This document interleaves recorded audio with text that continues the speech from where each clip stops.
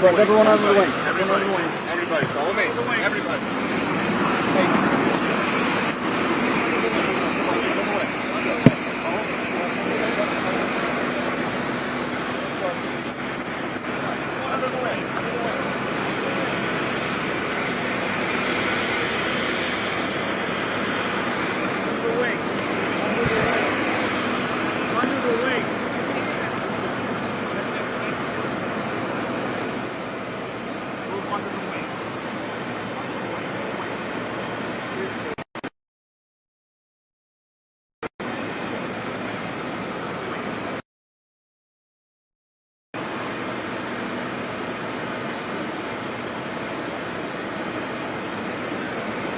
Well, good morning, everybody, and let me say a couple of notes of appreciation. First of all, to the Prime Minister of Pakistan and to Field Marshal Munir, who were both incredible hosts.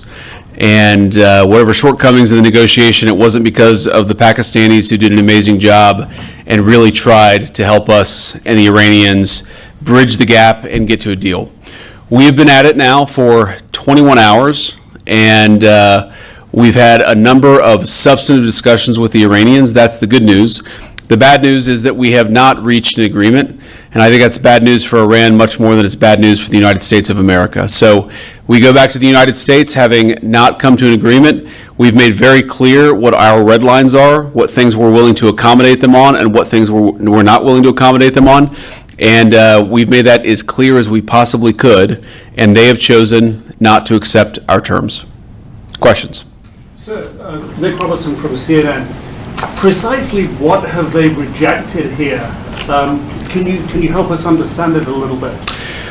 Well, I won't go into all the details because I don't want to negotiate in public after we negotiated for 21 hours in private. But the simple fact is that we need to see an affirmative commitment that they will not seek a nuclear weapon, and they will not seek the tools that would enable them to quickly achieve a nuclear weapon. That is the core goal of the President of the United States, and that's what we've tried to achieve through these negotiations. Again, their nuclear program, such as it is, the enrichment facilities that they had before, they've been destroyed. But the simple question is, do we see a fundamental commitment of will for the Iranians not to develop a nuclear weapon, not just now, not just 2 years from now, but for the long term? We haven't seen that yet. We hope that we will. Jen. Was there a framework on anything? And also, did the Iranian frozen assets come up? And did you reach any conclusions on those frozen assets? We talked about all those issues, Jen, and we talked about a number of issues beyond that. And so certainly those things came up. But again, we just could not get to a situation where the Iranians were willing to accept our terms. I think that we were quite flexible, we were quite accommodating. The president told us, you need to come here in good faith and make your best effort to get a deal. We did that, and unfortunately we weren't able to make any headway. Preston. Mr. Vice President, how often did you communicate with President Trump throughout the negotiations? There were reports that there were multiple rounds, where there were breaks in between negotiations. How often did you communicate with the president throughout those rounds, and what was he saying as you were going through these negotiations that you said fell short? Yeah, obviously we were talking to the president consistently. I don't know how many times we talked to him, a half dozen times, a dozen times over the past 21 hours. We obviously also talked to Admiral Cooper, to Pete, to Marco, to the entire national security team. We talked to Scott Besson a number of times.